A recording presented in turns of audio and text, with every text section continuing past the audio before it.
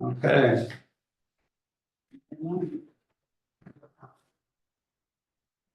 Gerhart City Council, April 2nd, 2025, meeting is called to order.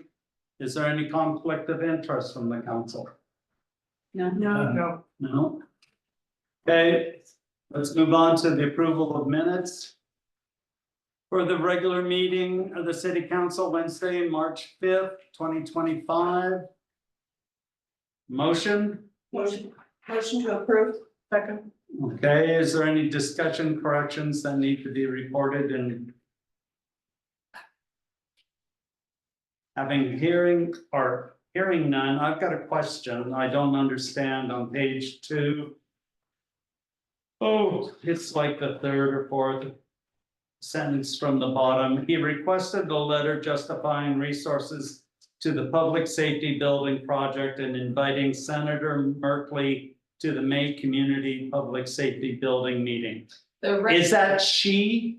It Or was the he? representative at the meeting. So he was requesting that Merkley attend the meeting? He was requesting that Dana provide a letter justifying money that was needed for the public safety project. He wanted a letter for Merkley's office. Oh, The asking for the money and then justifying why we're inviting him to the Why public we safety need- meeting. Yeah. Okay, thank you. I just was not following that for some Or reason. justifying why we need the money. Why we need the money and inviting him to come and to be part of the Yeah, okay. community.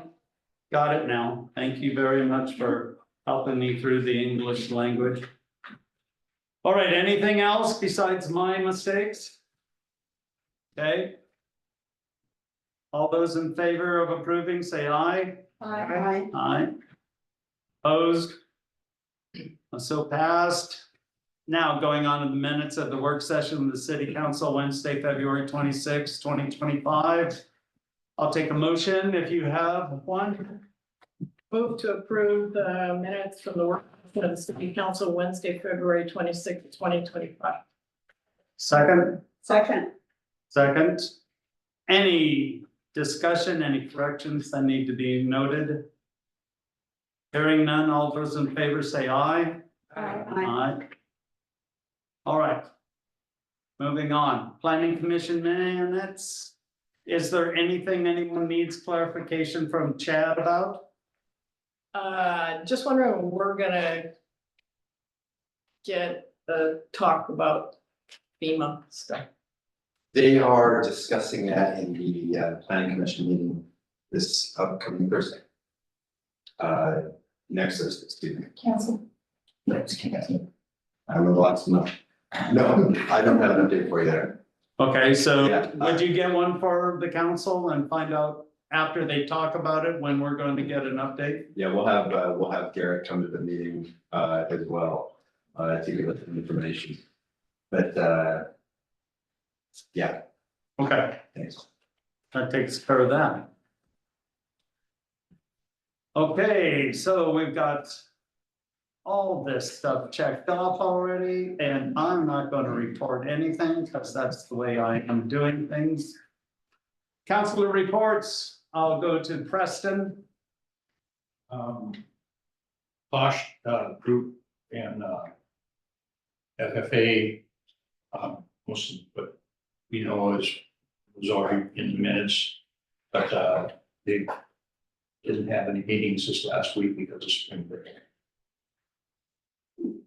Okay. That's it? That's it. Okay, Pauline, I'm going in order, so. I met twice with Chad this month and concurrently did a check review. The checks are generally ready to go out, and I've been doing those meetings and did a deep dive into the checks. And it all look good to me. The process seems to be working. I did a 2-hour education on the public meetings law via Zoom. It was a meeting done by Gary, Elsner, and Hammond. The original date was March 20th, and I watched it over the 30th and the 31st. And I've submitted the screen to Chad for the record. I did a 4-hour education on community sheltering during disasters. It was through a group, it was outreach from the CERT team in the county, and that was, it was helpful and interesting. Done the Women's Ham Radio Net a couple of times this month, and for anybody who listens, I'm Kilo Foxtrot 7, India Romeo November, KF7 IRN. Met with a couple of constituents regarding a couple of things I'll cover under concerns. And briefly, a show and tell, and this is kind of a follow-up from a couple of years ago. I did some coffees with the mayor. A group of ladies came to me and they asked that we would consider doing composting as part of our recology effort. And we did follow that up with recology and got at least found out what it would cost, and then it would have to be across our full town. They would have another collection. So that never went anywhere, but at Christmas time, I bought our home an in-kitchen composter because I could no longer carry my 20-pound, 30-pound things of icky, yucky compost around my yard. So this is like a month's worth of vegetable stuff that's been composted. I have to do about 4 liters about once a week, and this is what it comes out. And you just take it out and you add it to your garden pots and everything. And it's so much better for not sending the stuff to the landfill, one of the biggest methane producers around. So anyway, it's pretty cool. So it's a follow-up from a few years ago. Great, That's all I have. thank you. Sharon? Okay, so I also attended via Zoom the public meetings law, which is a 2+ hour presentation, and learned actually quite a few things that I didn't know. So it was a good experience for me. Attended the airport committee meeting. Of note at that meeting, it was attended by the new public works director, Paul Stahl, I think his name is, right? And he had some interesting things to say about the airport vis-a-vis Seaside and possible events that the airport could be participating in. I met with 2 fish biologists from ODFW, and we walked the property between 1st and 2nd. I'll talk more about that at the end of our meeting under concerns, but I wanted them to get eyeballs on the situation. And then I also walked the South Dunes with an arborist from Restoration Pruning to get his input on best practices vis-a-vis the trees in the dunes. That's all. Thank you. So it was a busy month. I attended Betsy Johnson hosted a community meeting with local members throughout Clatsop County regarding federal funding impacts on our community. And during that, I gathered useful information about the state's 2025-2027 budgeting process and brought that information back, met with Chad, and we worked together with a plan to ensure Gerhart was represented at the Oregon State Ways and Means budget hearings in Astoria last Friday, which I'm sure he's going to talk about in his meeting, or I'm sorry, in his report. Also attended the Cedar meeting, went to State Water Caucus Day in Salem, interesting presentation on lobbying for the city and providing testimony regarding how things that they're doing impact us, which we'll circle back to in just a minute. Wrote letters asking for support for our public safety building needs to Senator Weber, Representative Javati, and also to Betsy Johnson. Received positive responses indicating support from both Weber and Javati, and had a great conversation with Betsy Johnson.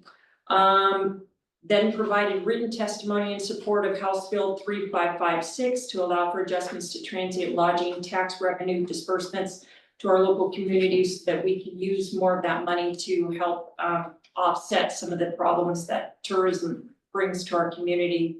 And upcoming very, very busy week on April 21st is groundbreaking for Cannon Beach's $25 million City Hall Police Station project. This Saturday, I'll be attending a town hall with Representative Jabati at the Seaside High School. Our first budget meeting is on tax day, which is also the day that we have to do our statement of economic interest. Those are all due from us, so don't forget that. And it was invited to speak at Seaside High School class again.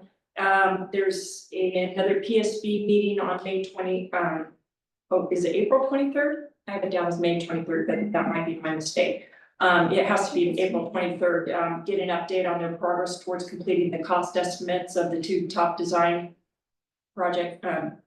selected by citizens in the council. Small cities meeting in Seaside on the 25th. And then I will be attending the League of Oregon Cities Spring Conference in Coos Bay at the end of the month. Gonna be camping with my husband, so I might as well attend. And I guess during my concerns, I'll talk about July 4th discussion, adding that to the next agenda. That's all I have. Thank you. All right, Mr. Mayor, yes, I forgot one thing. well, then I guess you better speak up now. I also attended the Clatsop County Housing Task Force meeting, and we had a presentation from a company that is working with cities to help incentivize short-term renters to long-term rent their homes, to provide medium income housing. So it's really interesting. Cannon Beach is pursuing that a little more, and the counties, the task force is looking at it maybe on more countywide level. So I'll stay on top of that as that develops, or if it does. Great. All right, is that it? Sergeant Ian, I'm filling for the chief tonight, he's off at a conference. I don't have any major issues to report on this month, nothing really going on, just plugging along, trying to give you guys the best service we can. I'm open to any questions if you have any. any questions? Thank you very much, Sergeant.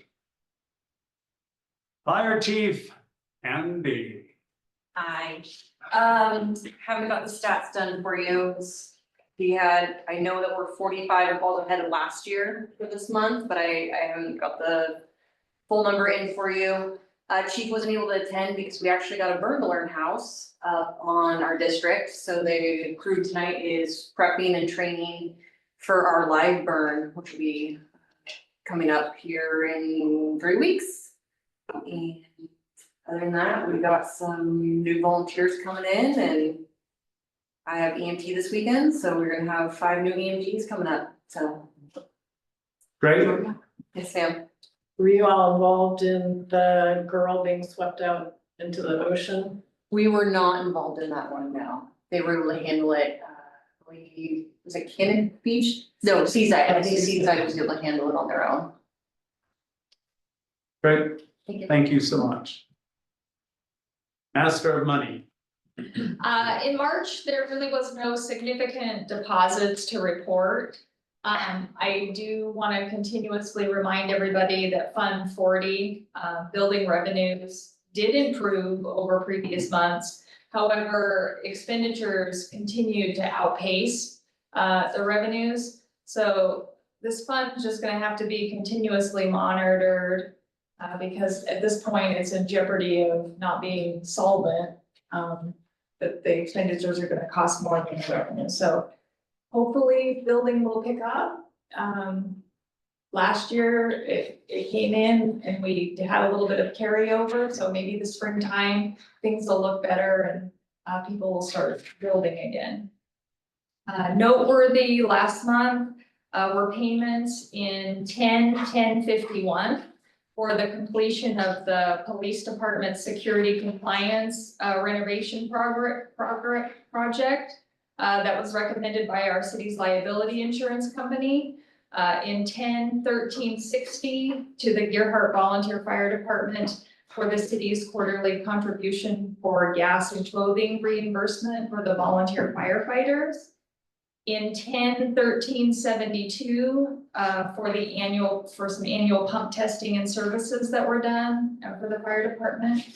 In Fund 45, partial payments to all of this year's community grant award recipients were sent out.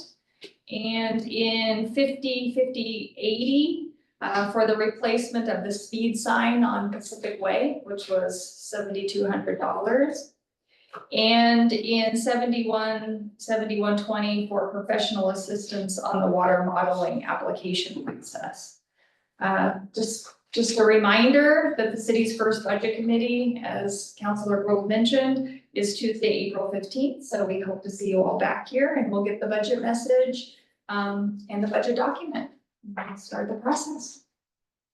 Great. Thank you so much. All right. Mr. Watts. So the state's Department of Land Conservation and Development has asked me to be on their work group for local wetland inventories. So it's going to apparently be a 7-person group. The idea is to write rule amendments, which would be adopted by the end of the year, which for the state is a really quick timeline. So you guys will get to hear a lot more about wetlands and in upcoming meetings about wetlands and other riparian issues, I'm sure. So I told them that, yeah, I agreed to serve. And we certainly have had some issues here and so have my other jurisdictions, so. We've also had, Chad and I have had conversations with DLCD staff to help understand the options coming out of the governor's housing bill from last session. We want to have as complete of a picture as possible for our buildable lands inventory and housing needs analysis. So we're continuing to work with the consultants from 3J Consulting to make sure that the lands they identified are actually available, that they have correct information, because they were counting lots that weren't our minimum lot size as being available. So those are just kind of constantly trying to get these issues down. And then in the event that we don't have a 20-year supply, what our options are. And I think we have a lot of clarity on that now. And we've had 2 total meetings with DLCD. So we'll be able to let everyone know what the options are on that. We had an issue that came up this month as someone was trying to get a permit for tree cutting. And I want to thank Angelina because she did an amazing job of watching the videos of all the meetings where we discussed the tree ordinance in order to figure out how did we end up with the language that we ended up with. And then this was a situation where the way I was interpreting the section and the way that Garrett was interpreting the section were just completely at odds. And so when Chad reached out to us, which we appreciate when he does that, and just said, hey, can I get some clarity? And I said, oh yeah, it's this. And Garrett said, oh yeah, it's the opposite. So what we discovered, what Angelina discovered during the process was when we were talking about heritage trees, we mentioned that the heritage trees, the idea was they would be a minimum of a 55-inch circumference. And so in our definition, we have trees, which means more than 38. And then we have heritage trees, which means more than 55, but is judged on a multi-point scale to determine whether something will be qualify for a heritage tree or not. But instead of the 55-inch plus being in the heritage tree section, it's in the section relating to cutting. And so it reads tree 55+ inch in heritage tree. And so when you can cut a total of 3 trees, I interpret that to mean everything but a heritage tree, which we don't have any yet. Whereas Garrett interpreted that to mean the trees that were between 38 and 54 inches. And what that essentially does is makes it so unless there's like a health safety issue, and there's also a narrow exception for solar, that you can't cut down a tree 55 inches or over, practically speaking. So I said, well, it is up to the council to interpret it. I think we know how it happened, how Garrett pulled what he pulled and put it where he did. So if you guys want to interpret the standard that the 55 is part of the heritage instead of is part of the heritage process instead of a separate category, it would clear up an ambiguity that exists now. You can interpret it in the other manner if you want, because that's, I believe can be read either way, which would create a separate category for 55-inch plus trees outside of the heritage tree process. And then if we want to bring that back in order to remove ambiguity, either one way or the other. So however you guys want to interpret it, then we'd want to make sure that when we're reading it, we're all reading it in the same manner. Because it's not ideal to have the city attorney interpreting one way and the city planner interpreting the other, and it puts our city administrator in a pretty uncomfortable position, though I think the lawyer wins, but no, we as staff aren't entitled to deference necessarily in certain interpretations. So that's why it's really important to bring them to you, the council. So we could do that kind of informally, or we can bring the ordinance back to read through the language and then do an interpretation at the next meeting, which then we would send it down to the planning commission and back to the city council, which not ideal, but yeah, this ambiguity does exist, and I believe there are multiple plausible ways to read the code. Okay, so in other words, we need to do something informal right now, and that would satisfy everything? If you That's would what we like. do? Yeah, Okay, so if your understanding is consistent with the meeting video, which was that the 55-inch was supposed to apply to the heritage tree versus create a third category of trees, then you would just indicate that that's how you interpret it. If you want a separate tree category for 55 plus outside the heritage tree category, then let us know that. The impact, if it is part of the heritage tree category, it creates the minimum diameter for a heritage tree. If it's its own category, because the large permit was for the non-development removal of more than 3 trees, or if it was a heritage tree that was creating solar issues or what have you. So because it was drafted for heritage trees, the process is very staff heavy and also requires a lot of findings that for many trees will not be possible. It will not be possible to make them. So, and we have an instance this month where it's come up. So it's just a question of whether we want to do a third category for 55-inch plus trees or not. And then if we want to do it informally or bring it back for formal conversations. And again, my interpretation was 3 total trees mean any tree that's not a heritage tree. That's how I read it. Garrett read it that 55 plus was a separate category. And again, I think, I'm not saying he was wrong. I think it can be read that way. Reviewing the meeting minutes, that doesn't seem to be what you intended, but you are the ultimate judges of what you intended, not me, so. well, I always thought that we called on a 55-inch measurement as being a heritage tree beyond that, everything above and beyond that. So I don't see the need for making a third category. My personal feeling, Okay. that's my interpretation of what we did. Preston, you got something? Yeah, so I mean, in your presentation in the beginning, you said that we didn't have any 55-inch trees What? yet. No, I don't know what the size of the trees is. No, what he said is we don't have any heritage trees yet. We don't have any heritage trees. Nobody's gone through the process. So to get a heritage tree, which requires the landowner's consent. We believe the intent based on the video was that only trees that were 55 inches or more could be a heritage tree.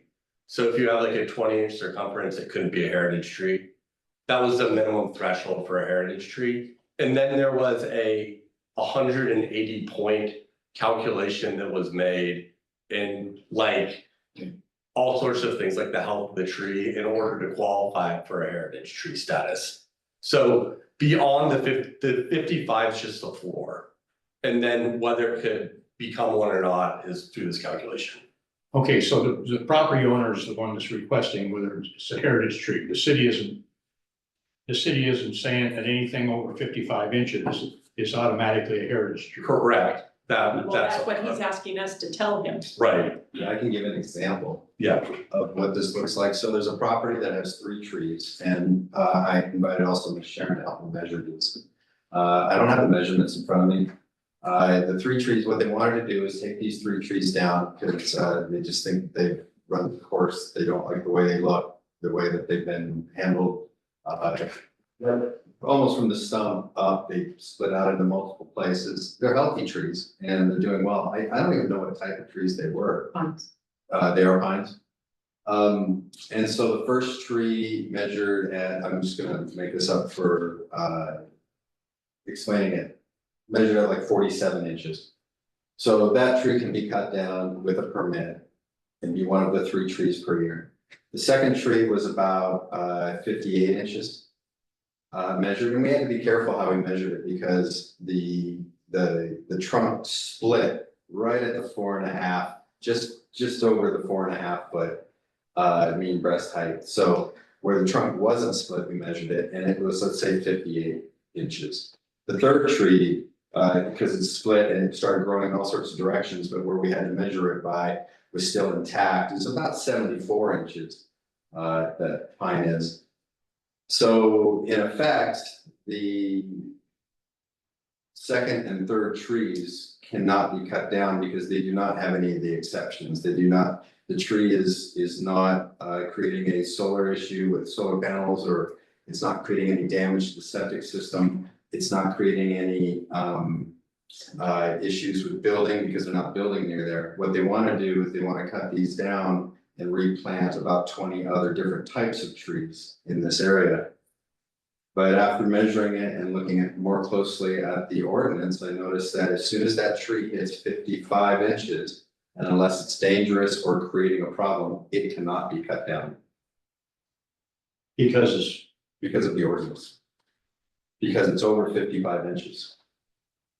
And there was, when we were talking about this, you know, and in the past, a 55-inch diameter or circumference tree is the old 12-inch diameter, right? And we used to, in the old ordinance, have you can cut down up to 5 trees per year, and a tree is defined by the city of Gerhart as anything over 12 inches in diameter, also 55 inches in circumference. Then we changed the ordinance. Now, with the ordinance, the way that we're reading it and the way that we've interpreted it, no trees at 12 inches in diameter or plus can be cut down unless they're causing a problem or unless they're dangerous. No. No trees can be cut down. No trees 55 inches and above Thank you. can be. So we have the heritage tree where those would be protected if a resident wanted to have their tree protected and go through that process of the scoring. And that was for trees that were 55 inches and plus. But the way that the ordinance was approved, it also says any tree that's 55 inches or plus basically cannot be cut down without one of those exceptions at all. So I'm looking at denying the permit for these folks and letting them know that they cannot cut down 2 of the 3 trees Under any circumstances with the ordinance, and it's not a heritage tree. And these are shore pines. No. No, these are a little different. These are a little different. They're Sure. straight up, but they split off. I don't know what type of pine it is. It's not a spruce, Okay, so that's just an example. anyone else with questions or concerns? Yeah, I mean, this is like deja vu all over again. I have several concerns. I think the first concern is that we voted on the way the wording is in the ordinance. That's the way the vote was taken. So to go back and say, oh, we didn't really mean that, or, I can interpret it this way, or, I don't really like how this reads, or whatever other comment you may have about it, that's not what we voted on, and we did have a vote. So the fact that we're even having to look at this again is a little distressing to me, honestly. 55-inch trees and above, we are, as a community, trying to protect those trees so that we don't end up being seaside number 2, okay? I mean, I think that's where we were coming from in this whole changing the tree ordinance, is to protect some of those trees around town. So my take is, A, we already voted on it, and B, I don't really want to see it changed. Okay, Well, I was in this process early and was in it late. And my take is that the heritage tree part of it came up very late in the discussion. I agree with Sharon, the purpose of it is to protect larger trees that mostly grow along the epoxy, not just there, but that's the tree I think of when I think of a heritage tree. It's a spruce along the epoxy. And I think of those as 55 and up. And I think that putting in place that the person who owns the property is the only person who can decide that's a heritage tree is giving a lot to the homeowners, a lot of responsibility. You'd like to think that they would make the right decisions, which is to protect our big old trees. But I think we should make the ordinance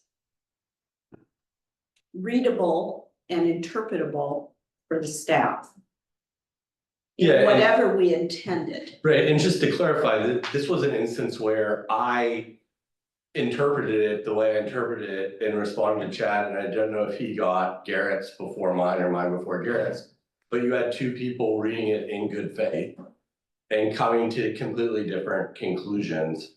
And so that's why we then went through to try and figure out, okay, at what point was it a council directive that he add the language to where he added it?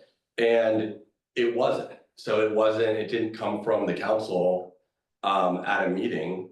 And so I said, it feels like a Scrivener error to me, but because this is an ordinance and because of the amount of time that it took, I'm not comfortable making that determination outside of bringing it to the council. So, and again, we can make this an agenda item on a future agenda, and we can walk through the video and everything else. Angelina actually date stamped all of it, so you can go to the exact different moments in the videos to see where the conversation occurred. But right now, staff's in kind of an untenable position because they have the two quote unquote experts interpreting it at loggerheads.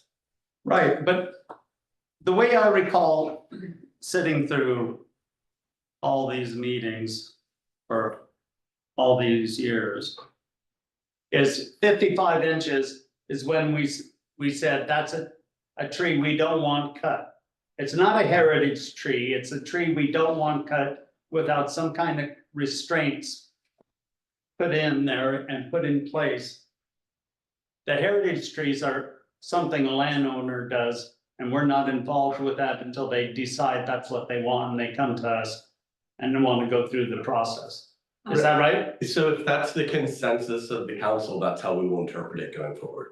Well, that's, I'm reading from the signed copy right now online, and it says, under D requirements, subsection 4, removal of more than 3 trees within any 12-month period, comma, or removal or impact to the root zone of 1 or more heritage trees or 55-inch trees may be permitted as a major tree removal permit.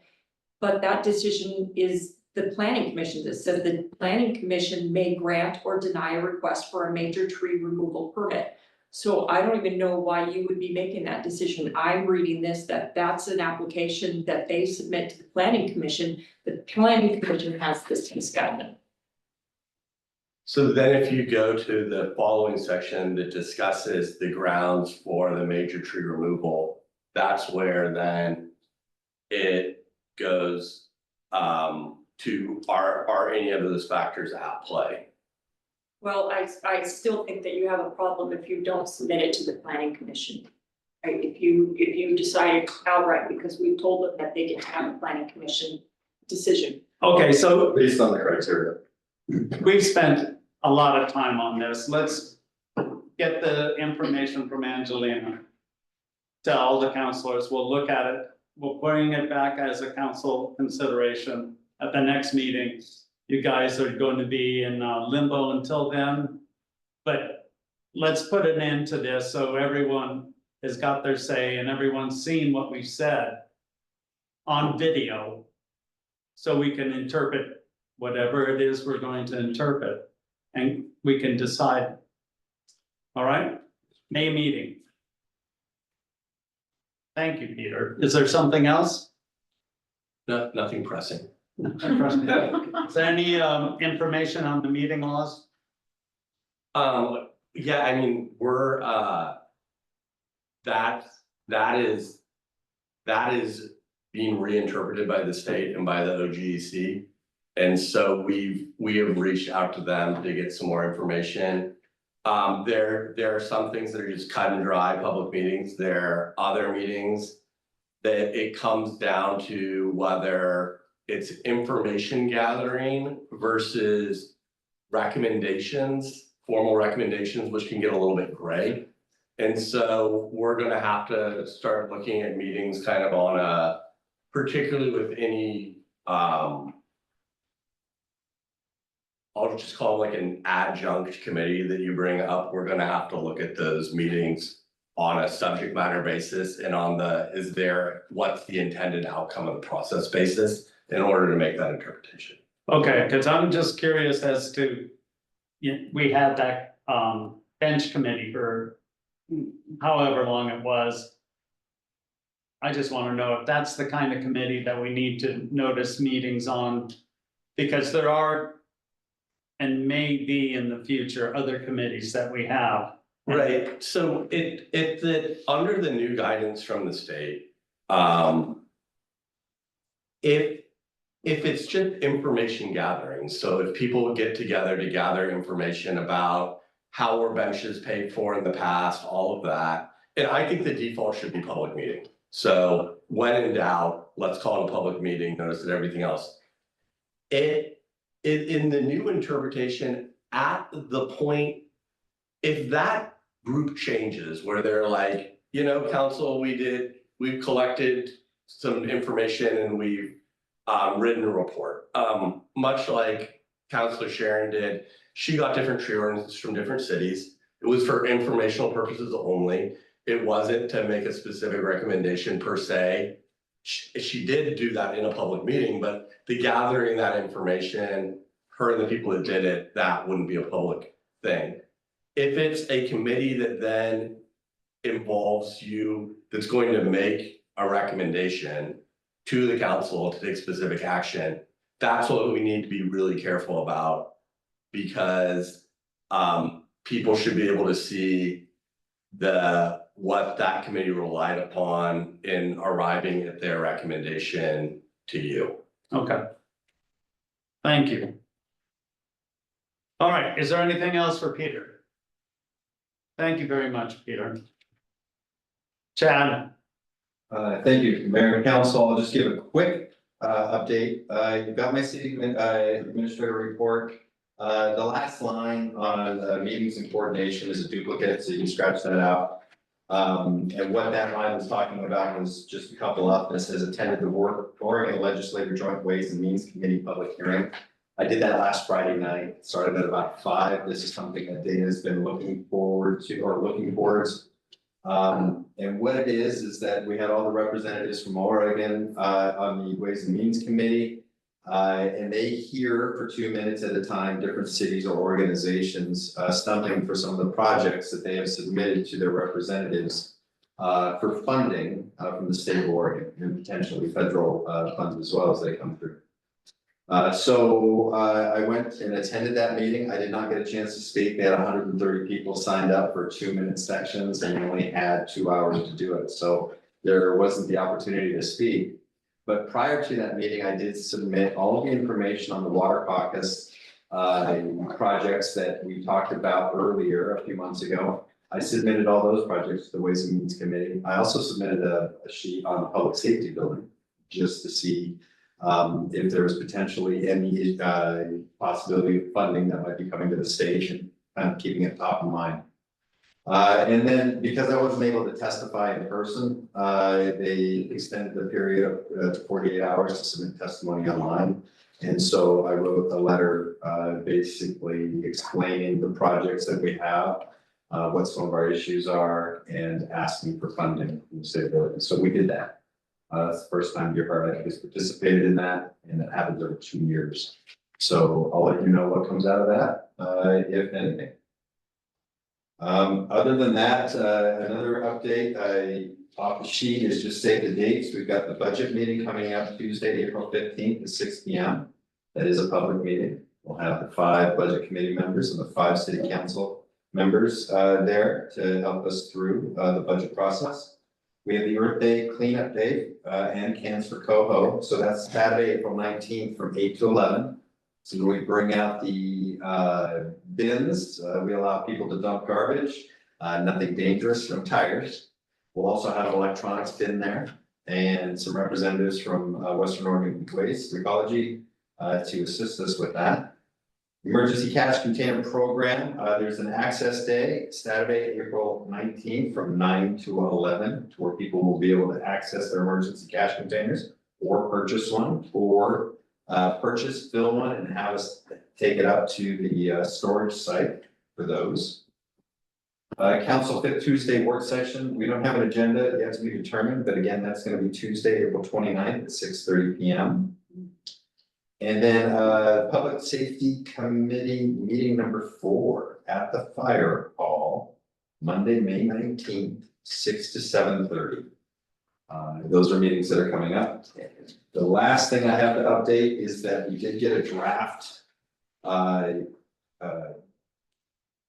water rights application. Chris Hyatt with Hyatt Geosciences completed that task. The draft is, I reviewed it, and Mark McFadden, our Public Works Director, is about to review it. Once he does that, which will happen this week, Chris will go to the county and get a land use determination based on what it is that we want to do, which we've already had that once, so that'll happen again. And then after that land use determination, which is administrative, then we'll be submitting that to WRD. And so that can happen as early as next week, depending on how successful we are with the county. But next week is we'll be looking at actually submitting that. And I went through the entire so many pages, and there's just a few things I wanted to highlight on there, what the report says. The hydrogeological findings show that Gerhard lies on a sand dune aquifer, which is highly permeable. It's recharged by local precipitation.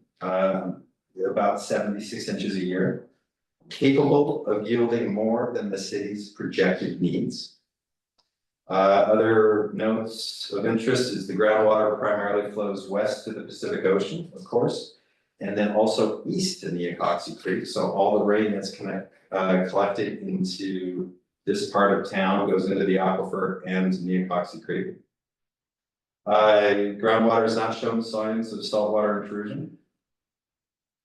The interesting part is Neocossie Creek is gaining stream, fed by the groundwater that we're pulling out. Not that we are actually pulling out of the Neocossie. So we're actually recharging the Neocossie with the way that our system works. And just a couple of other things, the model shows that the water drawn from the eastern sand dune recharge areas is not from the Neocossie Creek. There's no significant impact on the creek or saltwater intrusion risk as per our report draft. And that our proposed increase for the CFSs that we're looking for is only 1.5% of the aquifer's total budget. Or availability of water, I suppose that would be a different way to say that. So that's just a quick update where we're at that, and I'm happy to answer any questions you might have. Anyone with questions for Chad? Just what exactly is the county's role that Chris has to go up there and get? To make sure that our wells, where we place them and how we're using them is within the land use regulations for the state and the county and the city. It's just part of our report. So just before we submit the report, we tell them, here's where our wells are, here's how we got them there, here's the rules that we're abiding by, and that everything is okay for us to be there. But it's not an incorrect use of those lands. So we're like looking for a signature from somebody or something? Yeah, from their planner that just basically looks at this and says, this is already approved. Here are the documents, and then we submit those. Okay, anything else for Chad? All right, moving on, visitors, Melissa Eddy, street dance. We're gonna street dance? Yeah, I'm here to street dance. Seems like the community loves it. My name and address, Melissa Eddy. I am at 102 10th Street, Gerhart, Oregon. And I'm here to make a street dance event proposal for 2025. Right?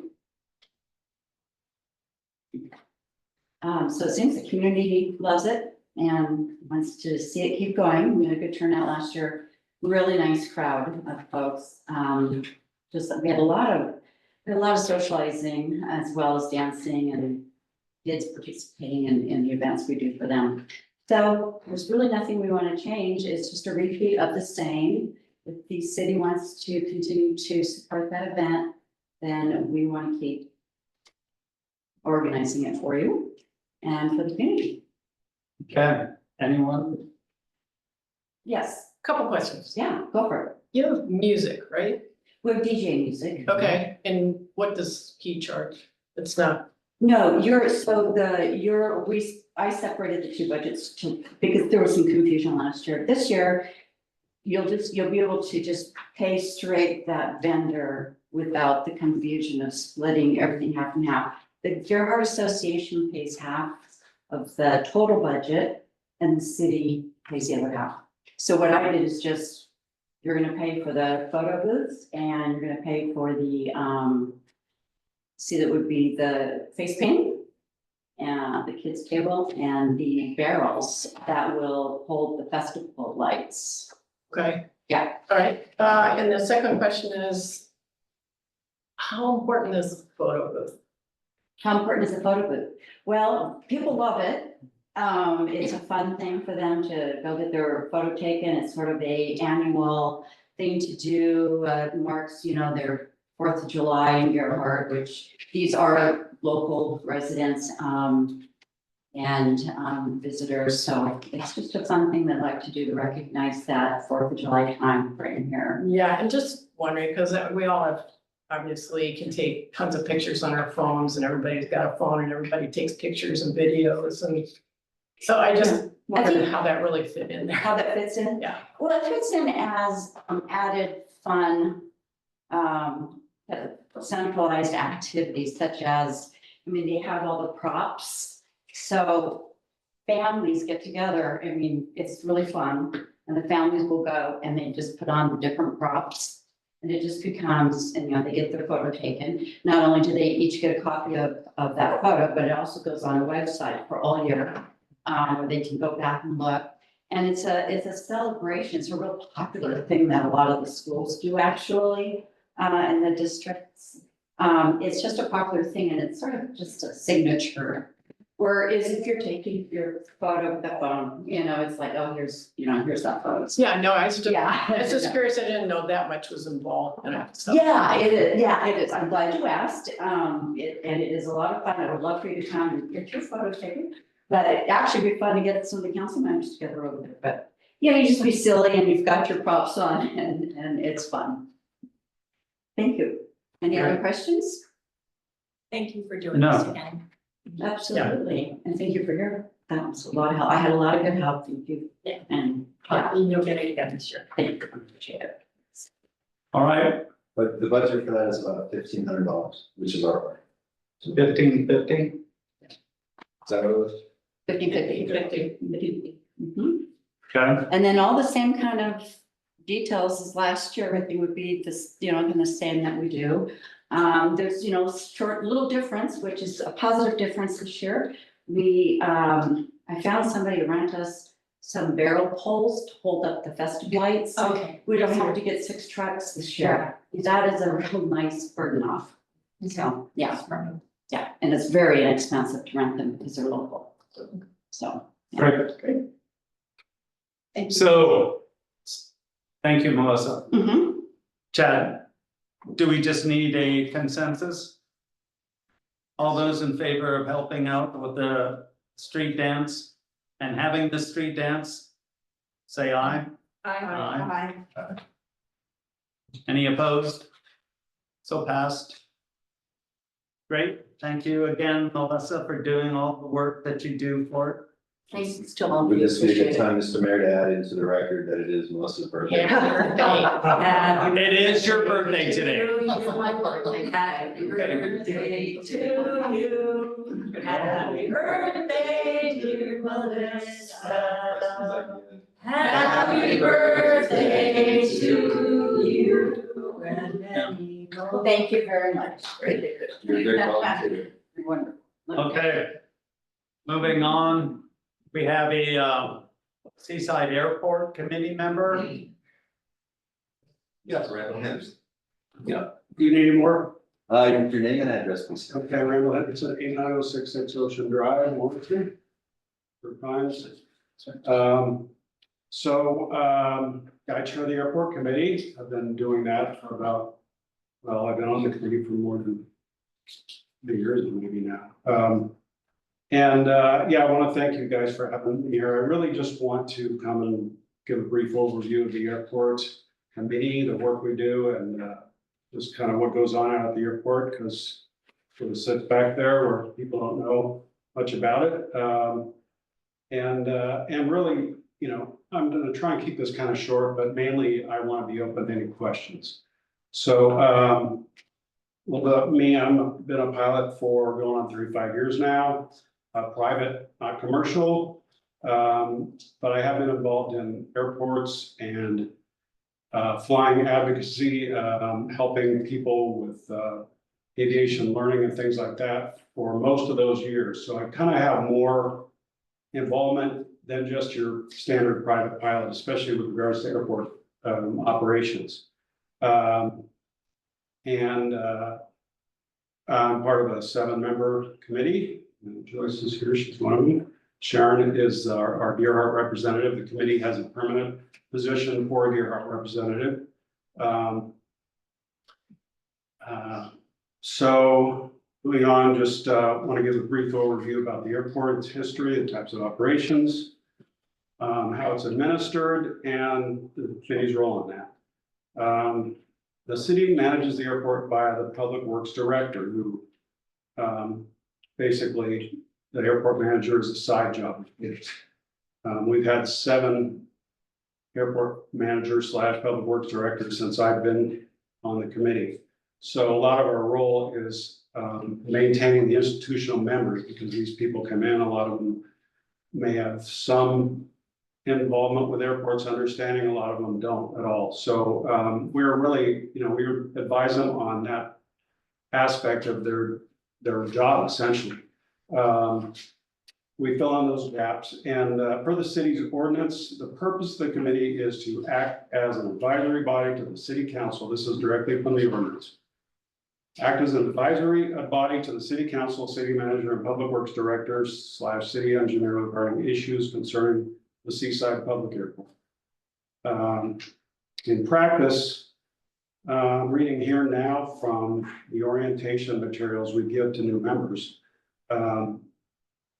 We do things like planning for infrastructure and improvements, researching and understanding grant opportunities, pay for those improvements, providing aviation-specific knowledge and expertise to airport management, ensuring a safe environment is maintained for aviation operations, helping to ensure the city remains in compliance with FAA standards and grant obligations, addressing community concerns connected with the local business community, supplementing the city's resources, for example, maintenance of airport grounds, we help out with that.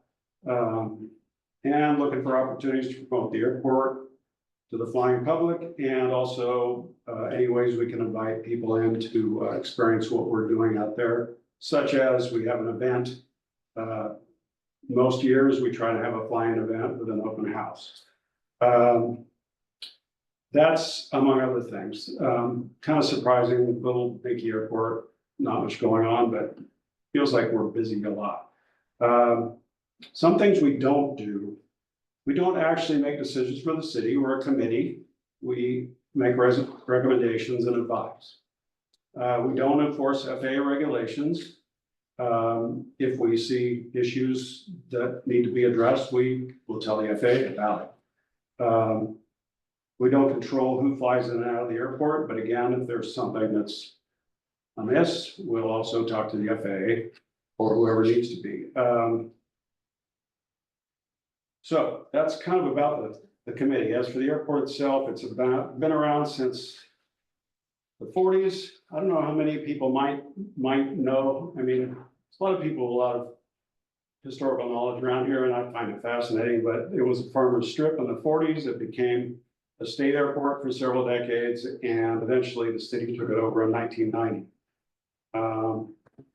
Operations are mostly flying tourists and local people, but there's also some military operations. There's some charters come in now and then, dropping people off, picking them up. Like I said, military, we have ODF and W come and do elk surveys from time to time.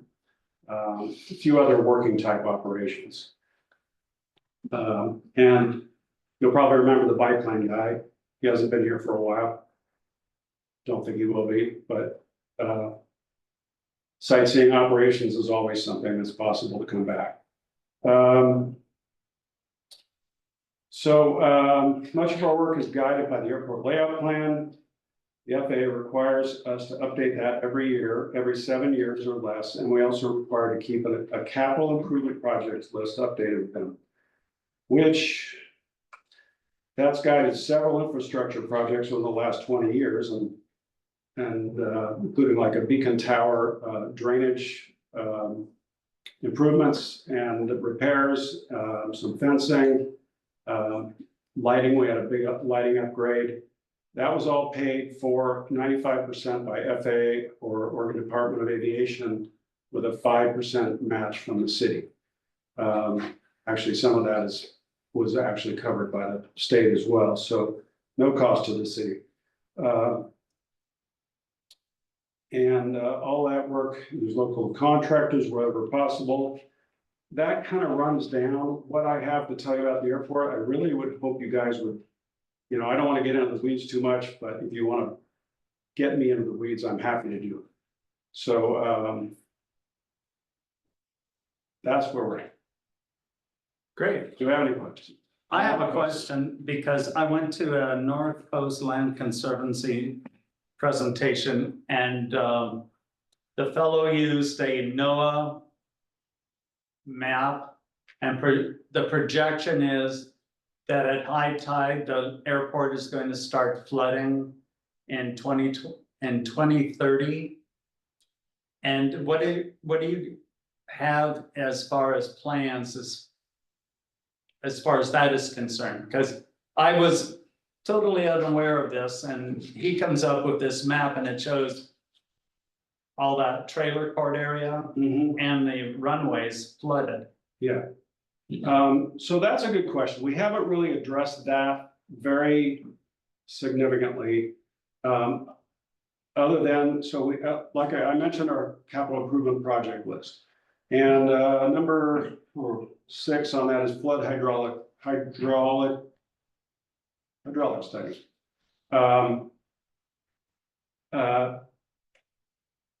All those things, that's gonna probably cost, well, it says it right here, what we have an estimate on.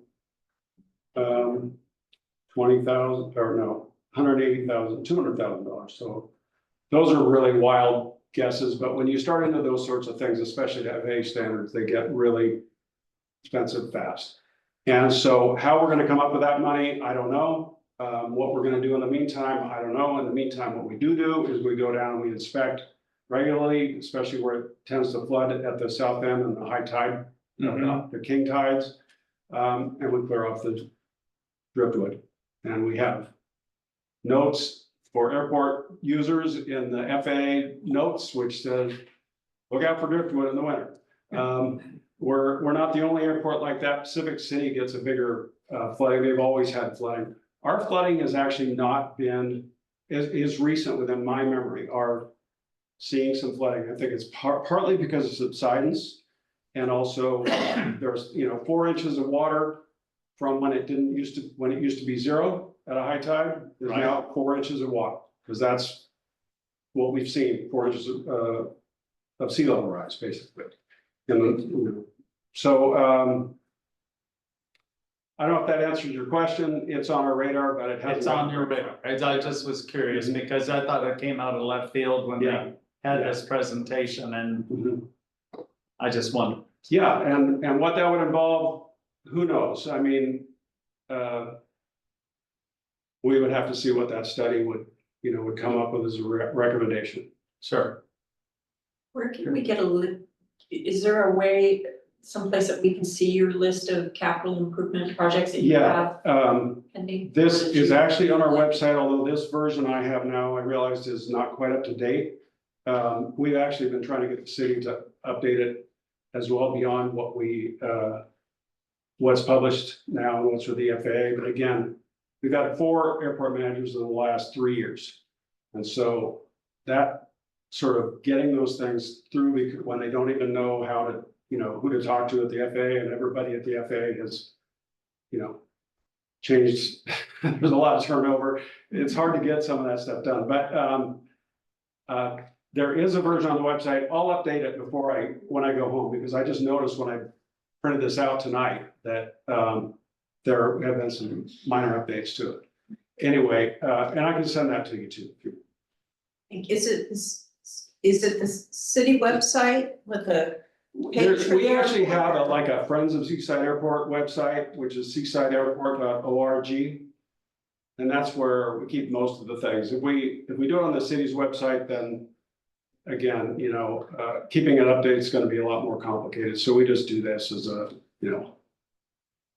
as an org. Seasideairport.org. And if you go to the administration page, that's where all these materials are, including our airport layout plan or capital improvements list. Those are generally on the right. You see the agendas down on the left side, and then on the right side, there's materials kind of scattered among, because that's when they came up in a committee meeting a lot of times. So you kind of have to look down for them, but they're there. Are any of those capital improvement projects, those things that you're ready to pull the trigger on, or is this just a wish list? Most of it's a wish list because funding is tight. We are currently, our biggest priority is to just get the willow brush pruned along Oscar Road because of the safety aspects of the aircraft coming in. We have a somewhat less, lower priority of getting, some fencing along the edge of Bayview there and possibly along Oscar Road, just to improve the security and also to just kind of give us a boundary with Bayview because their operations are bleeding into the airport a little bit. And, those are sort of the main priorities now. A lot of these, the rest of these are, pretty much blue sky until we can find funding. Oh, well, number one is pavement management. We've been about 5 years since there's been significant pavement management or striping on the airport, and some of the areas are getting pretty checked. And the state has a program, the State Department of Aviation has a program where they come and do that every 2 years ostensibly. It's been 5 years, with COVID and everything else. And apparently it's just been pushed back to next year, but they have done a study which is quite extensive. So they know the portions that need to be improved and paved and things like that, repaved and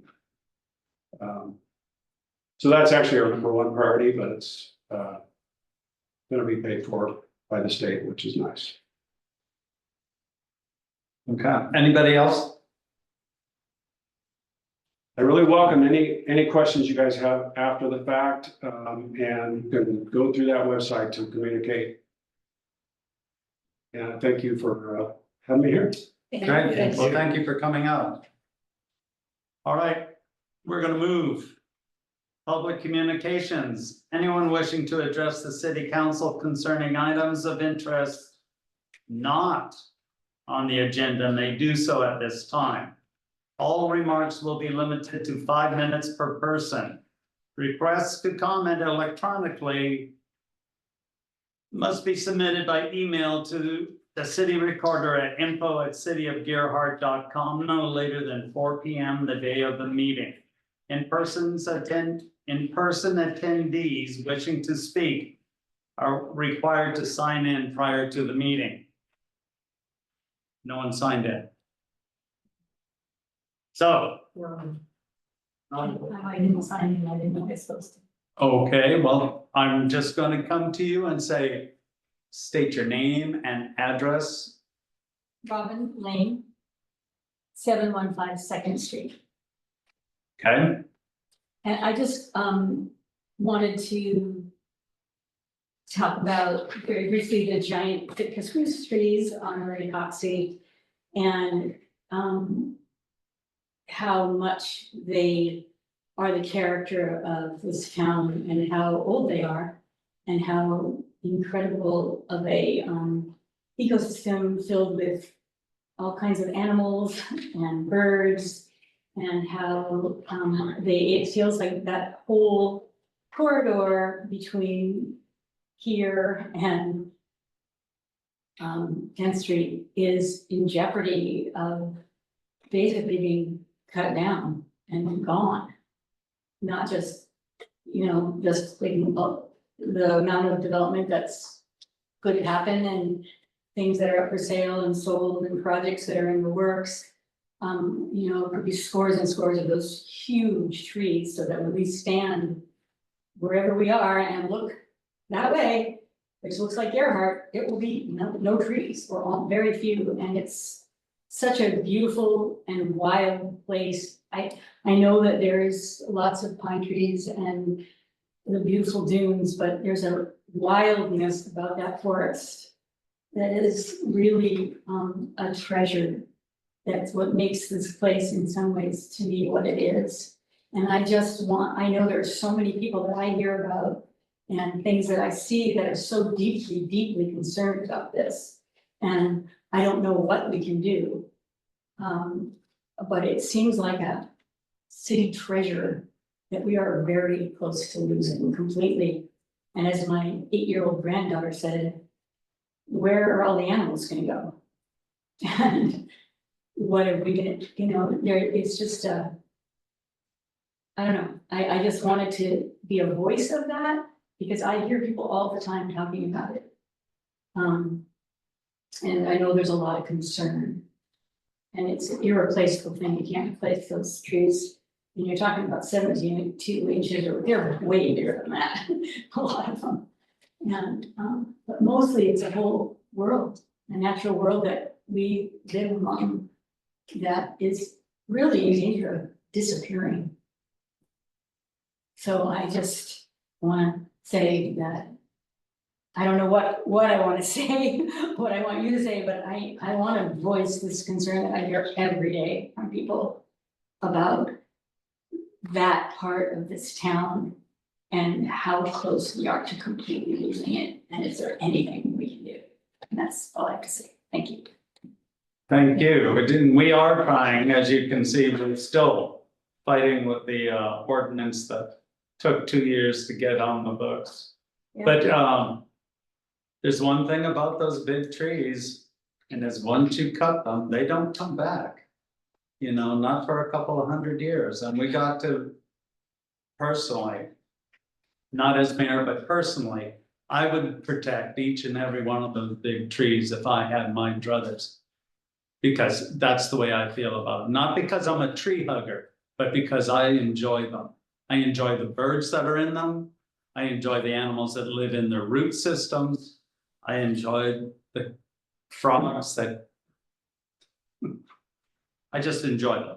So anyway, thank you very much. Well, and I know that between second and first, there was like so many trees that are so close to going, and that might be the thickest, deepest, darkest, most beautiful forest in this the whole city.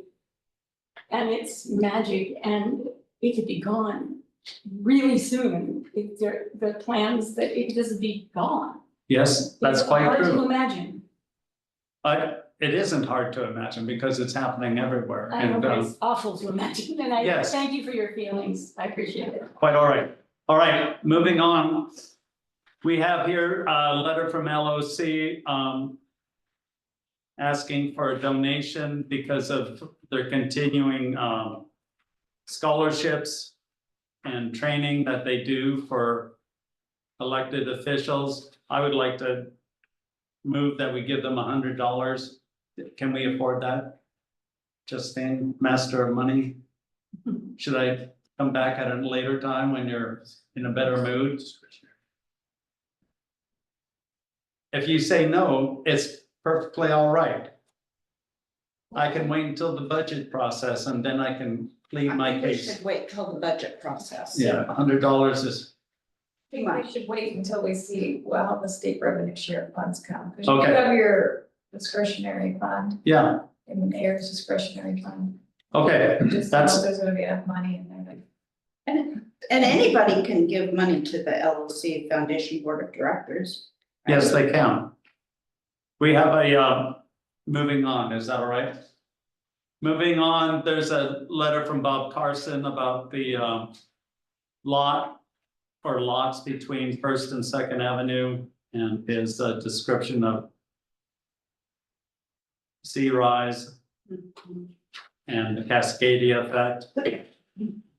Another letter from St. Vincent de Paul thanking us for our donation, and the North Coast Land Conservancy and their donation that they got. I believe that was out of the road district funds. State revenue, yeah. Thank you, state revenue sharing fund. All right. Written public, state written. Where was late correspondence, Carrie? Right there. Oh, the proposed tree removal? Is that the one? Yeah, the one with the logo on the bottom there. So these are just, There's two. Okay, and so in the late communications, there is one from Robin Lane. That's me, I just said that's you. Okay, I knew I'd recognize that name. And the other one is from Lori O'Neill, and that's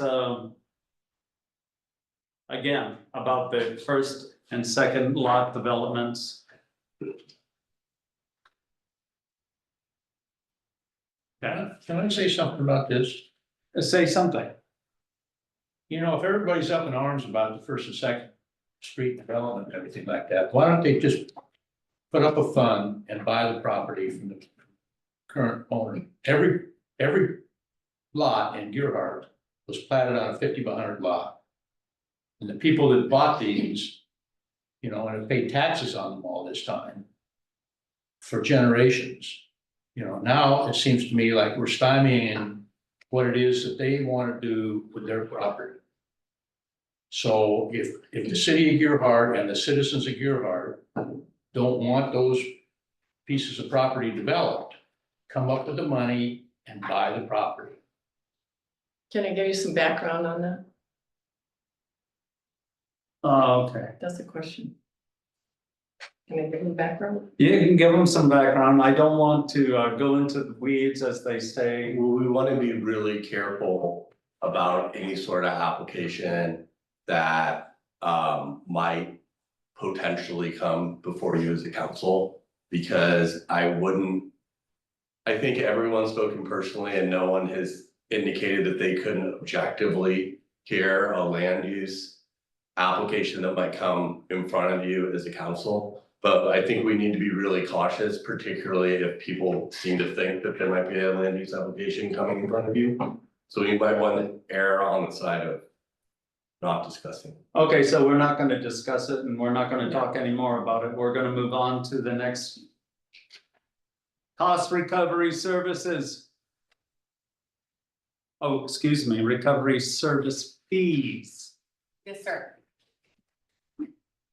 So do you want Chad to read it, or do you want to wait until he reads it and then make your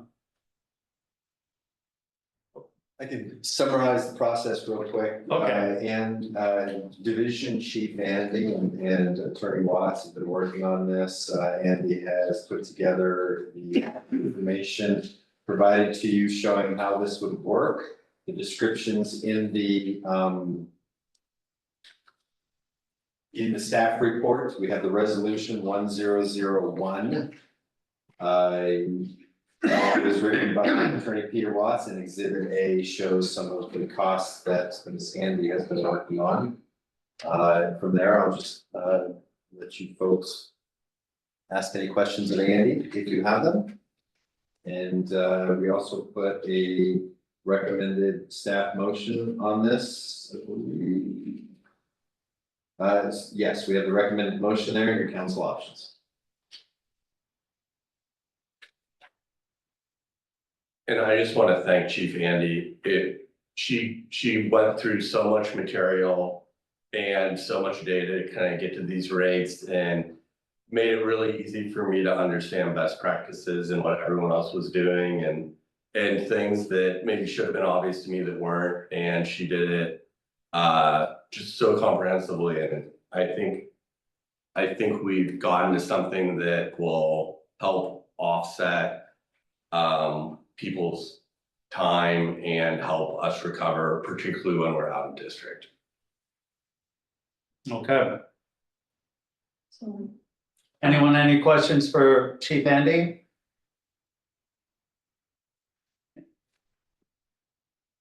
Chad, do you want to read this resolution?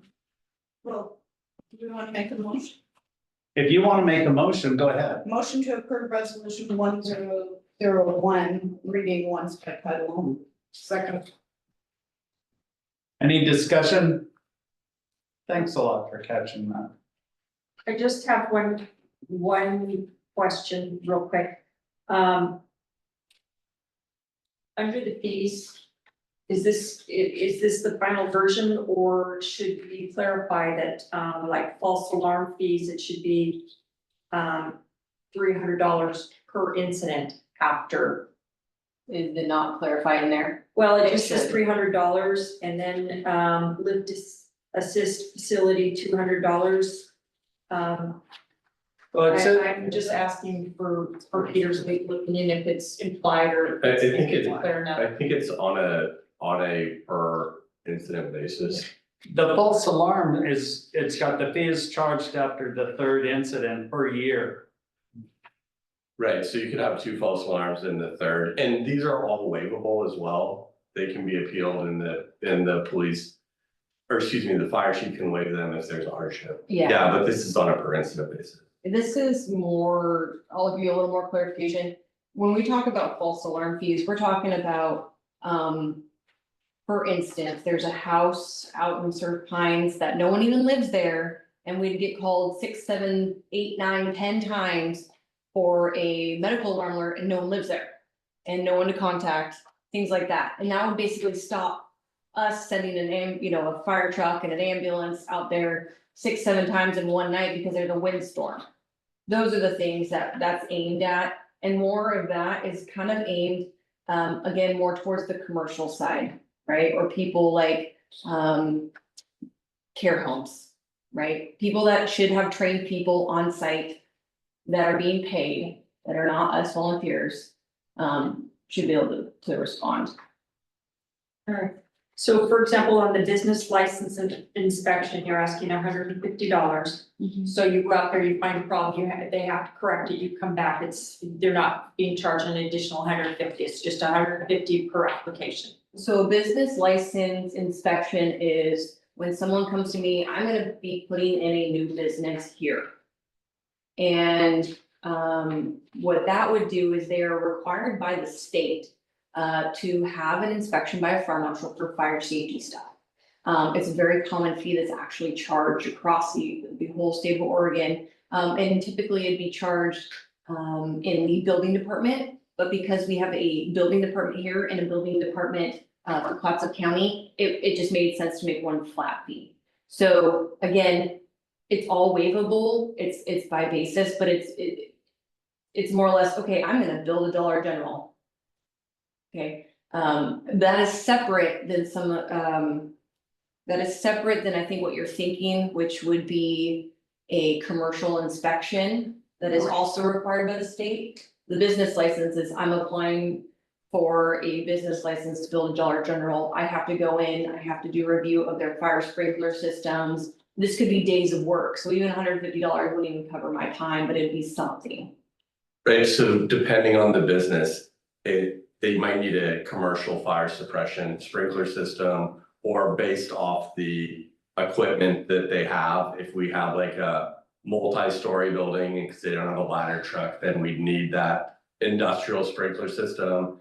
And also likely interior stairwells with roof access so that they can fight it. So any set of plans that comes in, fire staff has to perform what's called a fire life safety assessment of it, and then goes back to the city and says, we can approve these plans because of X, or we would require, because of these factors like building height, we would require them to do X, Y, and Z. And it can be substantial, particularly for commercial properties. So this $150 is actually very modest. Yeah, when I did my research, most of the state of Oregon ranged anywhere from about $2,000 to $10,000 for a business license for just the fire department recovery piece. But thankfully ours aren't so Yeah. detailed because of our zone code. So we have some flexibility, and we do this shop for the first while and see how well it works, and then if we need to make any adjustments, I'm sure Miss Sandy, Chief Andy will come to us. And it's just, we'll have a warming period, right? I'm not just gonna be like, I'm the new fire marshal in town, here's some fees. We're gonna have a warming period, see how things kind of work out. And give people the benefit of the doubt for most of this, because I think a lot of this community has never, in fact, I just had an incident a couple weeks ago. They've never had to be inspected. There's been no sheriff in town, for lack of better terminology. So I've worked with them diligently. They were super awesome. We came up to a solution that was cost effective and safe until they could get the solution fixed, and no fees were charged, right? It cost me about 3 days of my time to get it figured out, but the goal would be future land. Now you know, let's not do it again, kind of thing. Okay. Any other discussion now that we have a motion on the table? What are the Oregon State Fire Marshal's rates? I got it in my binder.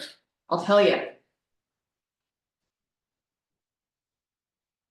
It's funny, while she's been reading it here, fire department's been called to a structure fire on 10.6, so they're assisting with that right now.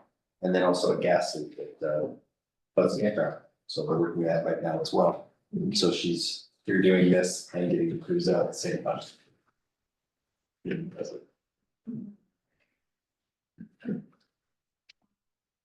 I should have a copy of this year's. Wow, I have every single fire department in here that I copied, by the way, so. Okay, so, Don't worry about it. Okay, I can get it for you. and his box is in the office, just put it in and so he's got it. It's also available online if you look up OSFM, and I think it's page like 15. And it just says the rates, they change it every year, it comes out every year, with the Oregon State Mobilization Plan. And it's usually pretty unanimous about everyone, they charge usually, what it would cost for the personnel and the apparatus to go out there. So. Any other questions? Chad, will you read this resolution, please? May I have it back? Oh, no, I lost it. I lent it out, it'll be back in just a moment. Unless we don't- Would you like mine? Resolution 1001, this is the 1001st resolution since Gearhart has been Gearhart. Cost recovery service fees, whereas in January, the city council passed ordinance 945, an ordinance implementing cost recovery services in the city of Gearhart. And whereas the ordinance was created to allow the city to recover costs associated with first responder services, particularly when responding outside the district, and whereas such cost recovery ordinances are specifically allowed by the state law and widely used in Oregon, and whereas the city council adopted placeholder fees with the expectation that Gearhart fire staff would calculate Gearhart service fees based on the actual cost of providing the services, and whereas a fee schedule has been developed and has been peer reviewed, now therefore the city of Gearhart ordains as follows. Base case rates costs for services are identified in the attached exhibit A for itemized service fees. Okay, we have a motion. All those in favor say aye. I, Opposed? Passes. Thank you very much, chief. You're on your way. Thank you. Thank you. All right.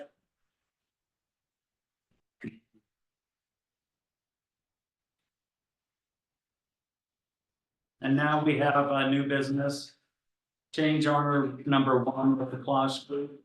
Chad, you want to give us the synopsis? Yes, Mr. Mayor, and I believe we also have Chris from the Klaus Group here online. So the city of Gearhart has extended the overall project schedule by 6 months for the public safety building to support a November 2025 ballot initiative instead of the previously anticipated May 2025 ballot. To accommodate the revised timeline, Klaus Group has been requested to provide additional services, including attendance at an extra site visit, city council work session, meetings with the building official, and increased community engagement sessions. Those services exceeding the scope outlined in the original PSA or professional services agreement dated March 27, 2024. Your approval of this change order, if you choose to do so, and the corresponding fund allocation will facilitate the necessary adjustments to our project timeline and community engagement efforts.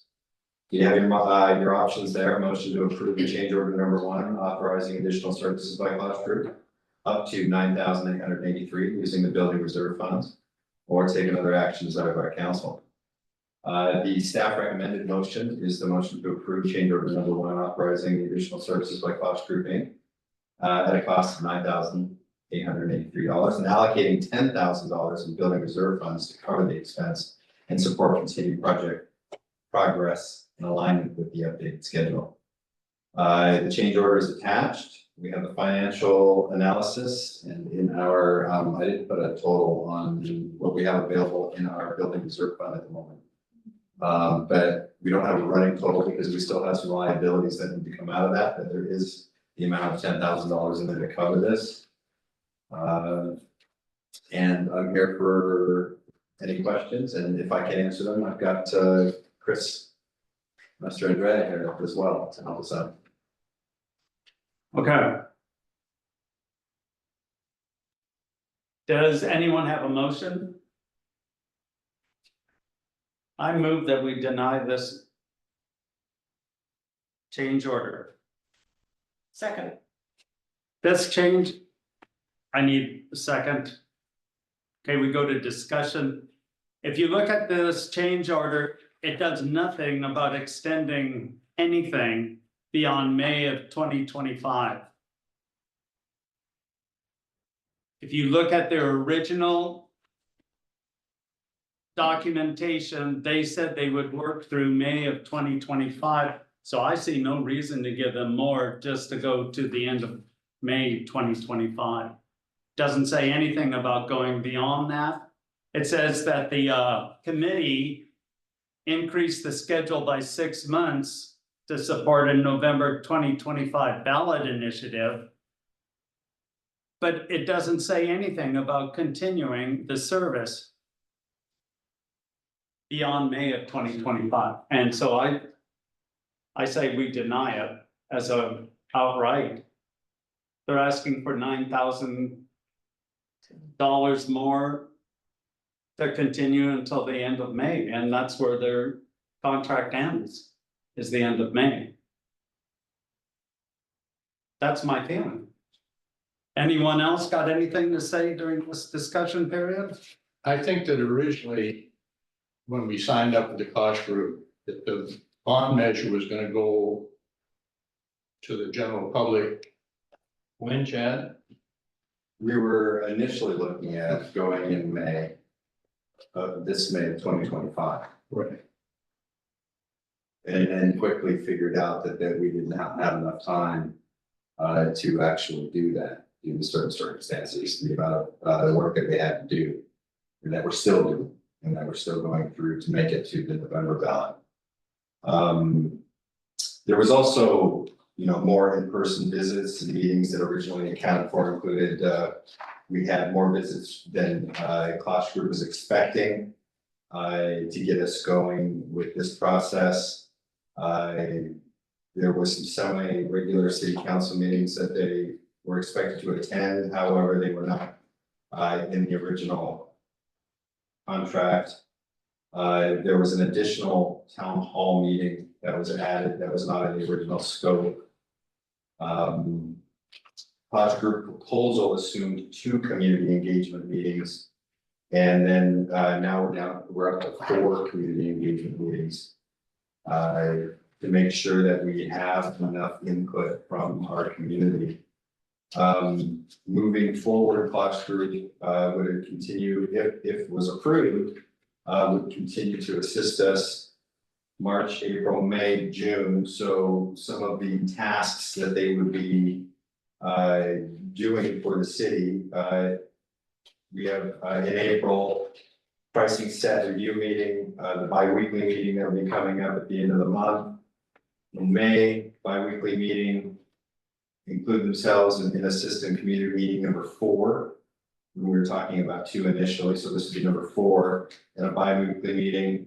And then in June, these dollars would include the bond measure preparation, assisting with that, and a bi-weekly meeting. And then for September to November, they have down, although an estimated 6 hours, but miscellaneous tasks. And if there's any additional town hall, we don't know. So that would mean that our remaining labor on the contract is about $8,036. And this would be an additional $9,883 to finish us through that process. And if Chris, are you there? Yep. Yeah, I've been here the whole time. So Great. I need to clarify something that you said there, Chad. So the mayor is correct that the change order that's up on the table right now, change order 1 in the amount of $9,883, takes Klosh Group through the end of May, includes no hours in June and beyond. So just wanted to mention that Klosh Group had prepared a change order that extended services all the way until the November timeframe when the new anticipated bond measure is going out. But that change order, we were asked to revise it to reduce it in scope to get us through just through the hours in May. So that is the change order that you're looking at right now. Okay, so through May would include the bi-weekly meeting, the community meeting number 4, and potentially another bi-weekly meeting in May. Would that be included or not? Yep, that's correct. Yep, and includes Through May. Yep, and includes a lot of the activities associated with the cost validation and comparing the third-party cost estimators work on the two concepts so that we can move closer to understanding the cost of the PSB building, so we can put that into the ballot.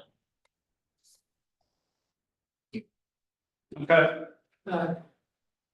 So what have we paid them so far? I don't know that we can answer that right yet. I don't have the invoice. I don't know the share. Essentially, Ballpark. what was the total on the agreement, Chris? Currently? I don't know if I have that up right now. I believe it was somewhere in the range of 56 to 58,000, somewhere in that range. $58,000. Thank you. Okay, so we probably spent somewhere near about 50,000. Right, Okay, well, I mean, we're committed through 58, right? right, through May. Yeah. So I guess my question is, are the functions that Closh is going to provide for us, are they not going to be provided by FAA to some extent? And do we really need more services from them? Chris, do you want to take that one on? Yes, I believe our services are vital to get us through to the end of May in the preparation for a bond. Yes, if you'd like specifics on why that's important, I can start to get into those. Yes, please. Okay. So yeah, I think one of the most important things is putting correct factual information into your ballot measure. So the people that are going to be voting on approving this ballot for the construction of a new professional safety building, public safety building, are that information is accurate, and they're going to support it.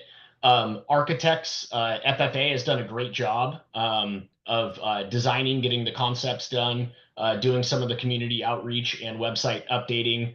They are architects. They draw, and then they're gonna get a third-party cost estimate from a third-party cost estimation firm. And we have found in the past that the third-party cost estimation isn't the most accurate estimate. And there is a lot of stuff that we can do in terms of comparing it to historical projects, comparing it to other local projects that are currently in construction right now or have recently been constructed.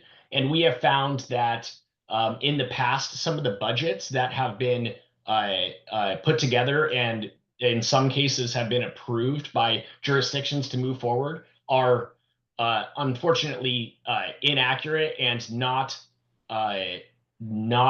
complete enough to actually build the project that they once hoped for. I have an example for the Nehalem Bay Health Center had a similar thing, and we needed to go back and do quite a bit of redesign in order to make sure that we could provide what it is for the budget that was anticipated. So Klosh Group is really going to roll up our sleeves with that cost validation and help validate RLB's estimate, the third-party cost estimator, to ensure that the information that is going into the ballot is accurate. And at the end of the day, you're asking for the correct amount of money in order to build this building.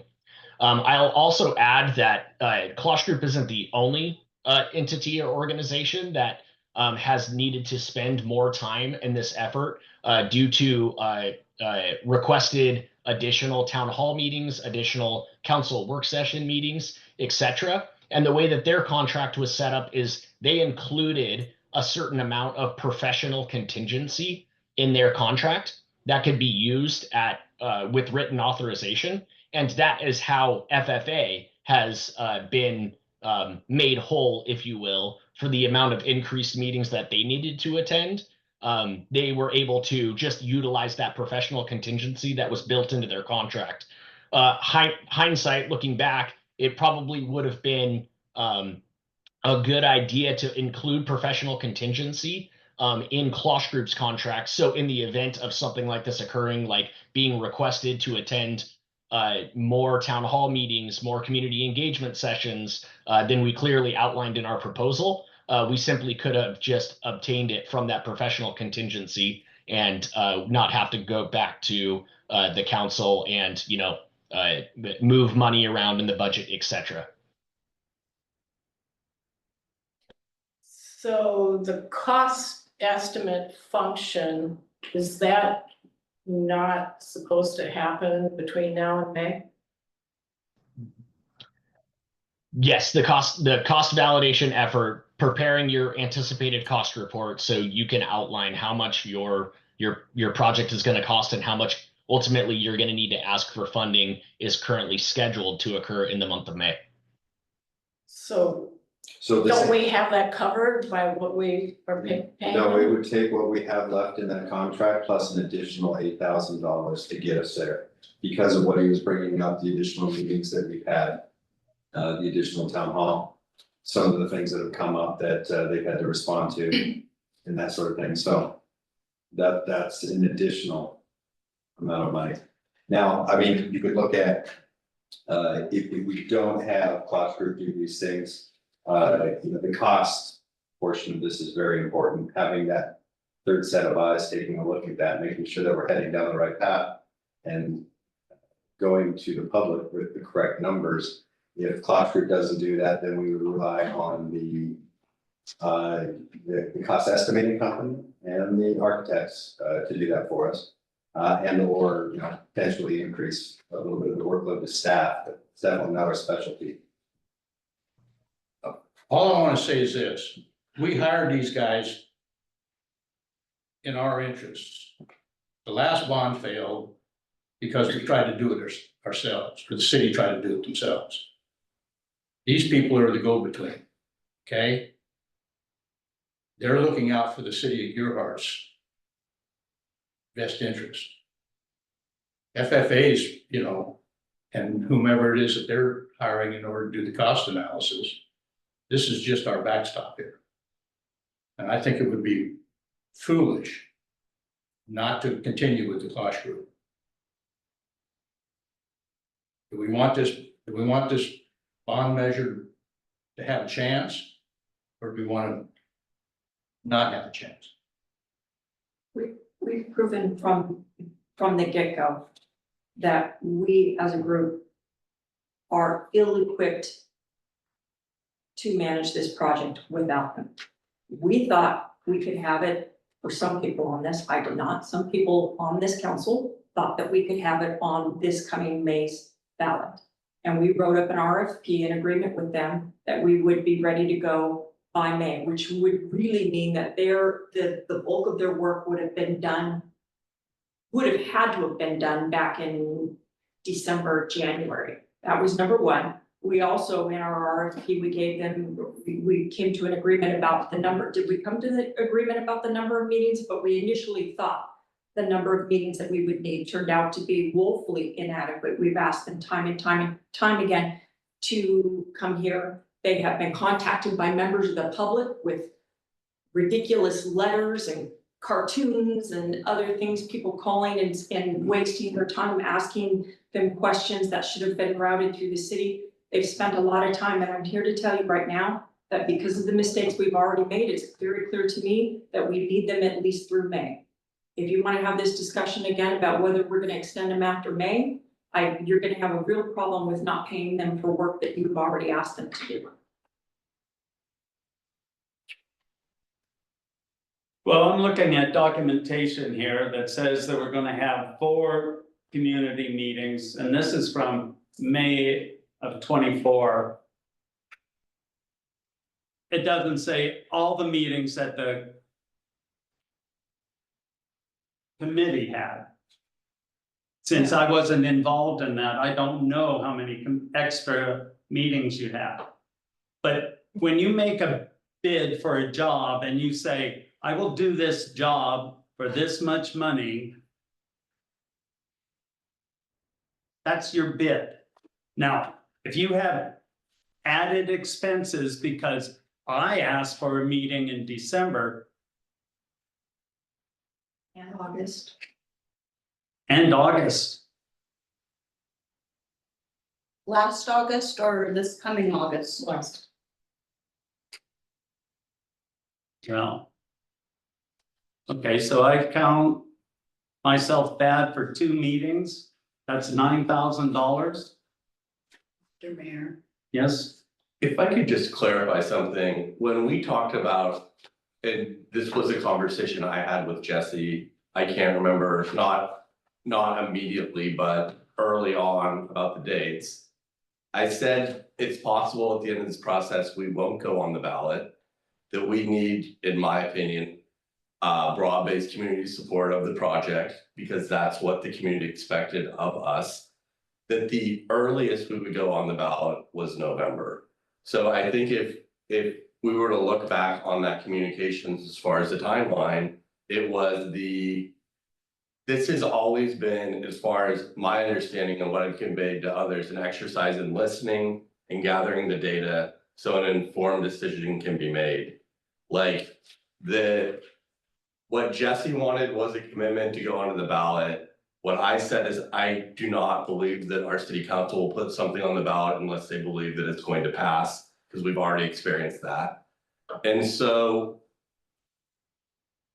I normally don't say something when people say, well, we're gonna put it on the ballot on November, but I think it's really important that the council has not said you're gonna put it on the ballot. We could get polling at the end of June, and depending on how the polling comes out, you could just say, you know what? We're gonna have to do a bunch more community engagement and we're gonna push it out a year or 2 or whatever it is. Or maybe polling could come back and say, wow, there really is broad-based community support and it makes sense to go on to the next general election ballot. But there is no, as far as I understand, there's been no decision that's been made. There's no binding agreement to go onto the ballot. It will be based off of polling or community surveys or whatever other means are utilized to gauge community support for the project. That's a good point. Thank you. Thank you, Peter, because there's always a good way to do things. And that's a good way to do it, is not get caught up in thinking that we have to do it by November. Okay. I believe I made a motion. I withdraw my motion. Can I do that? I believe I can, can't I, Peter? It was seconded. Well, if the seconder will release the second. It's fine. So do you want to make a motion? No, I don't. Okay. I will make a motion to approve change order number 1, authorizing additional services by Klosh Group up to $9,883 using building reserve funds. I second. Any discussion?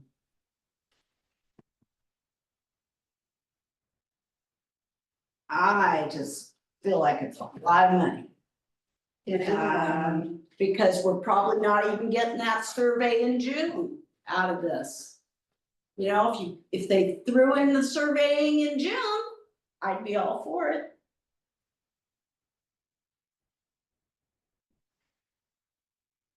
I just haven't seen that much. I know, Dana, you've been at all these other meetings. I understand. What happened last year? That's what I don't, of course, I wasn't on the council. I just like.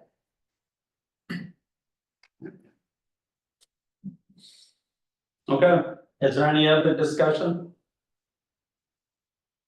All those in favor say aye. Aye. All those opposed? Yeah. Nay. Nay. Okay, thank you.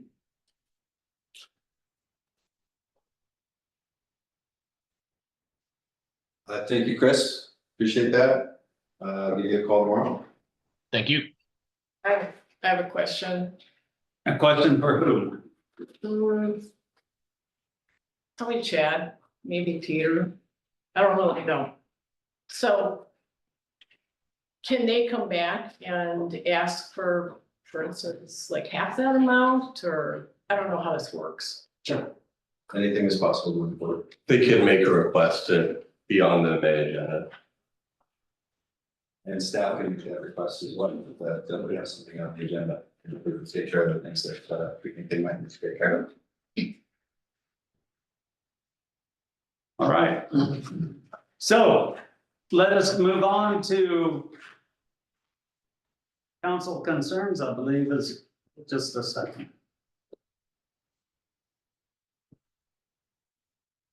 Council concerns. Dan? Well, first of all, I think that, it's the time of year for me to announce that I want to add the 4th of July discussion to the next agenda so that we start to prepare for 4th of July. Good idea. My next question is for you, O Treasurer. A lot of folks that have in the past have applied for scholarships have been asking me, why can't we apply for scholarships? And I've tried to explain individually what's going on with, you know, with the revenue share this year and how we're particularly concerned about it next year and our budget next year. Is that accurate, that we are going to have that discussion during the budget process? Yeah, And if we decide that there will be a scholarship program, there will be open and there will be announcements. at Yeah, that we time. didn't change anything. We have it, we opened it out and sent it, the application and everything out to Oh, everybody. you did? We I made it modified, available. yeah, we modified the application to encourage people. We put a box on there that was 250, 500, Okay. and then an other amount. And then we did put a notice on there just that we weren't sure with funding what the outcome might be, but we kept the process the same because we hadn't changed anything with the budget committee. So we blogged it out and we sent out a personal email to everybody who had applied and received before. Okay, all right, so I appreciate that. So maybe I'll have a conversation with you outside of this and then follow up with the people that ask questions. I'm sure that everybody was. They absolutely, it's out on our website if they want to fill out an application and submit, and we would encourage them to do so, and we will give all of the applications at the first meeting, just like we normally do. No decisions are made until the second meeting. So that blog came out about 2 weeks ago. Maybe 2 or 3 weeks ago. They have till next Friday. Okay, thank you. And then my last concern is an announcement that I am stepping down from the committee. And as the mayor has repeatedly said that he has not been involved, and I've heard people saying that they're not involved and they don't understand how the decisions are being made. I think it would benefit this council for somebody else to take my place, that they can understand what's going on.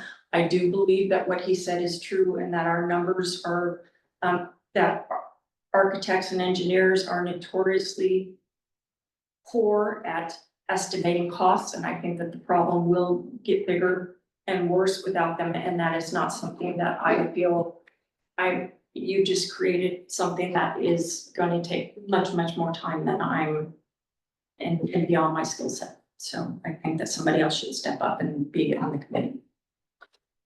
Okay. Sharon? 2 concerns.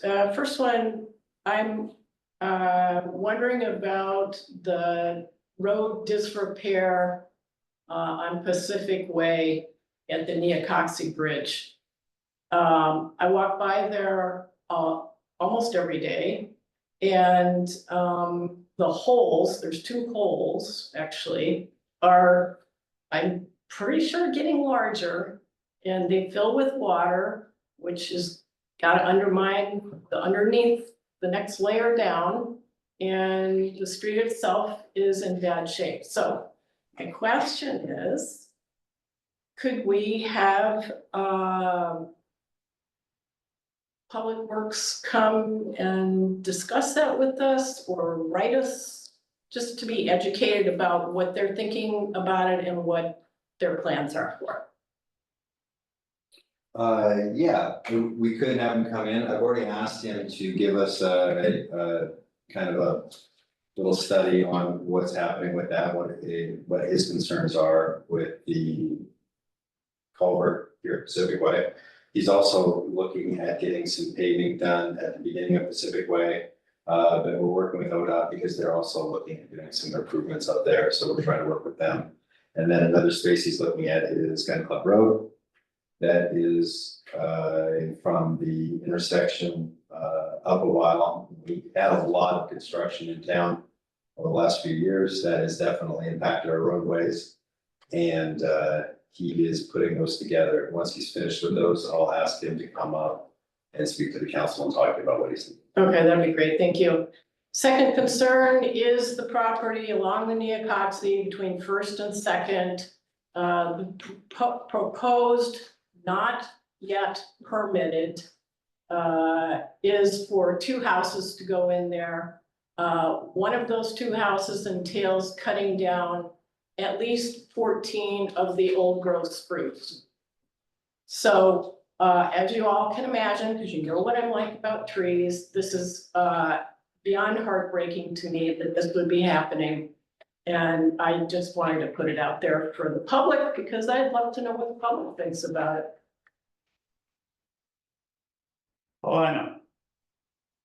I also just had someone come to me and hope that we would harden our messaging a little bit on 4th of July. So I applaud us getting that on the agenda. And then it's not really a concern, it's more an interest. I follow this up with Chad. Just in the administrative area, our procedures and how many of them we actually have in writing. Should we need to do training or education? I've talked to Justine about some in her area. Personnel policies I've talked with Chad about since I've been back on the council. There's just some areas that I'd like to go over with him and maybe we can get some of those things written up if they're not already. That's all I have. Preston? All I have to say is, I'm gonna follow Dana in resigning from the Public Safety Building Committee. I think you guys did this city a real unjust, Okay. okay? Thanks a lot for all the time you two have served on it. Really appreciate it. I'm sorry to see you leave at the very end like this, but you have to do what you feel is right. Thank you very much. I'll take a motion to adjourn. Move to adjourn.